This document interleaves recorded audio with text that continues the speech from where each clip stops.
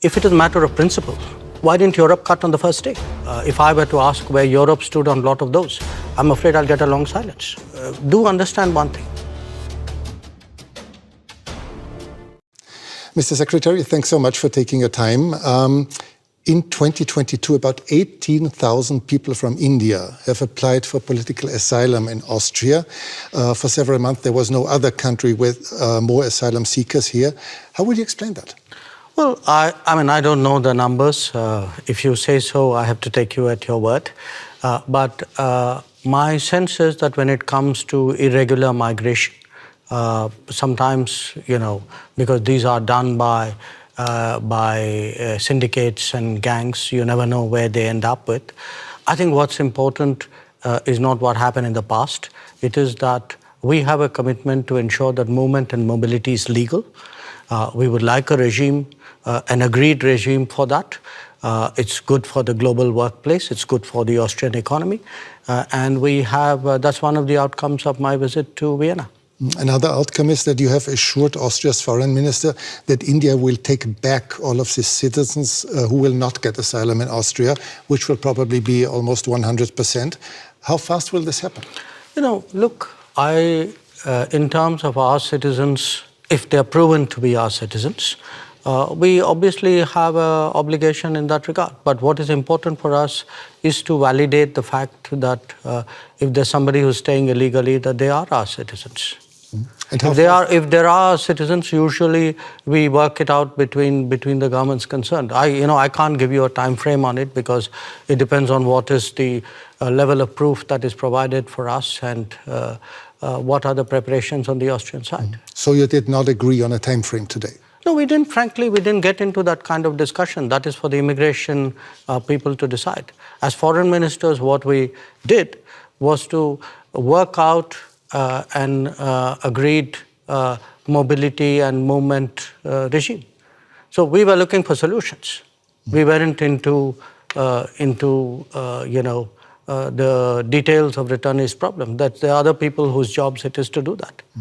Let's talk about the war in Ukraine. As you are well aware, the whole world noticed that India, as a very influential country, has never publicly condemned Russia's assault and invasion into a neighboring country. Why is that so? Can you really be neutral in a war for which obviously one side bears all responsibility? Well, look, I think in international relations, you have sometimes very complicated situations.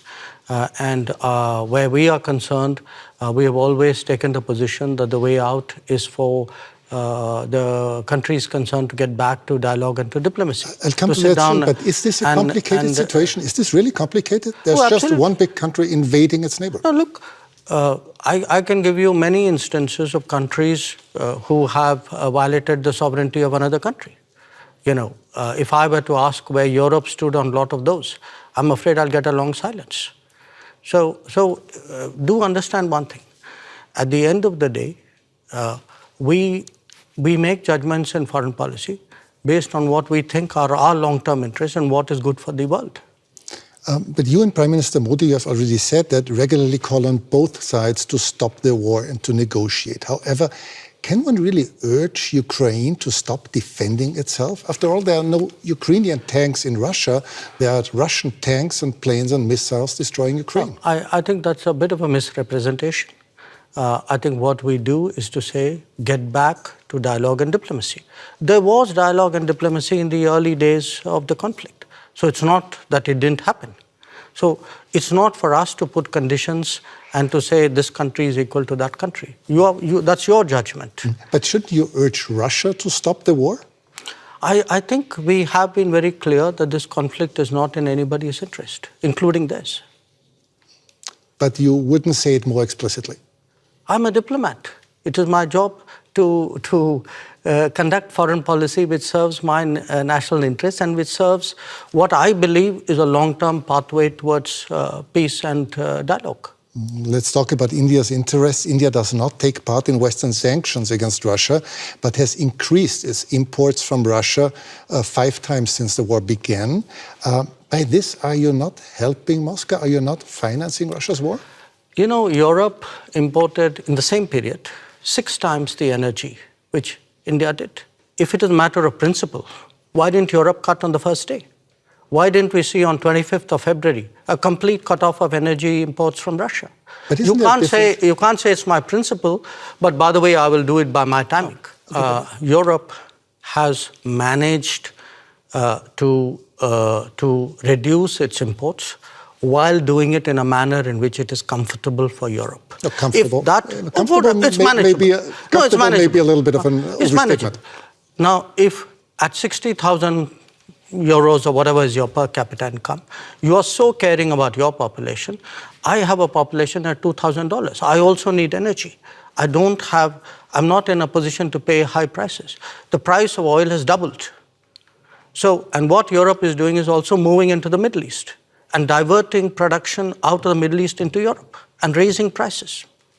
So European actions actually are putting pressure on the global oil markets and on my imports as well. So I think it's something which, if European political leadership understandably would like to soften the impact on their population, I think it's a privilege they should extend to other political leaderships as well. Russia is India's most important supplier of weapons and military equipment. And therefore? Are you reluctant to criticize Moscow? No, I think, look, we have a relationship with Moscow. We've had a long-term relationship with Moscow. I think it's important to look at that history of the relationship. It was a relationship built in a period when Western democracies used to arm a military dictatorship called Pakistan and deny India defensive weapons. So if we are talking about principles, let's talk a little bit of history out here.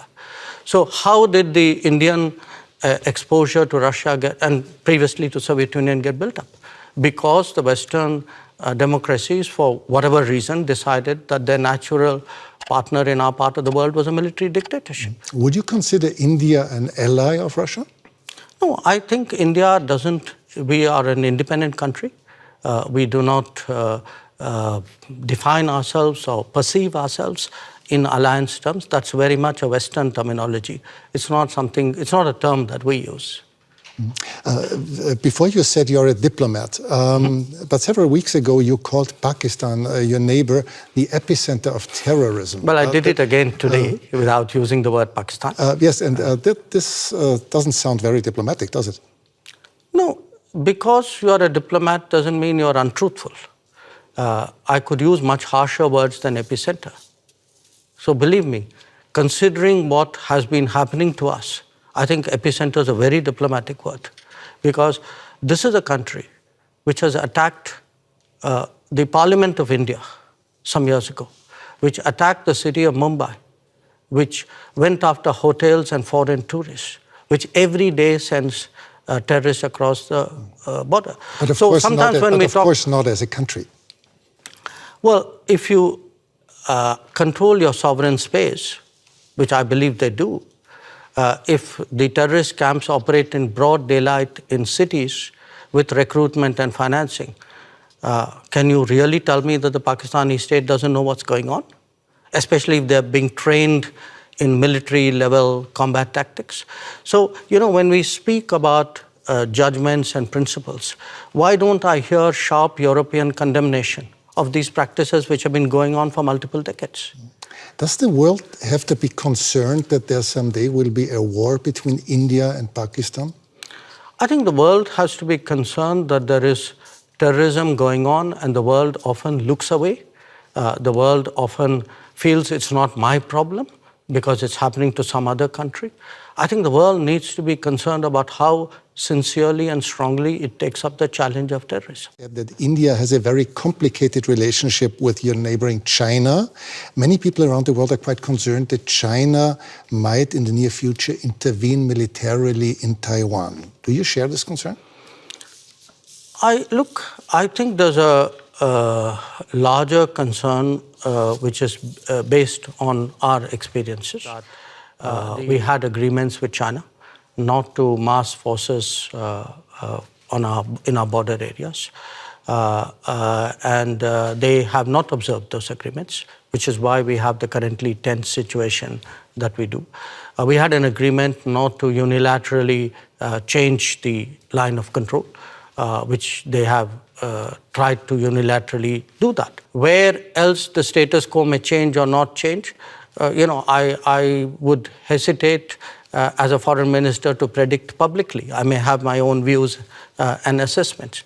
But I certainly can share my experience, and my experience is that written agreements were not observed, that we have seen levels of military pressure which in our view has no justification. China would say the opposite. They would say that India had not obeyed different agreements. But obviously, you see it No, otherwise. I think it's difficult for China to say that for this reason. The record is very clear because today, there's a lot of transparency. You have satellite pictures. If you see who moved the forces to the border areas first, I think the record is very clear. So it's very difficult for China to say what you suggested they could. India will probably overtake China as the world's most populous country within this year.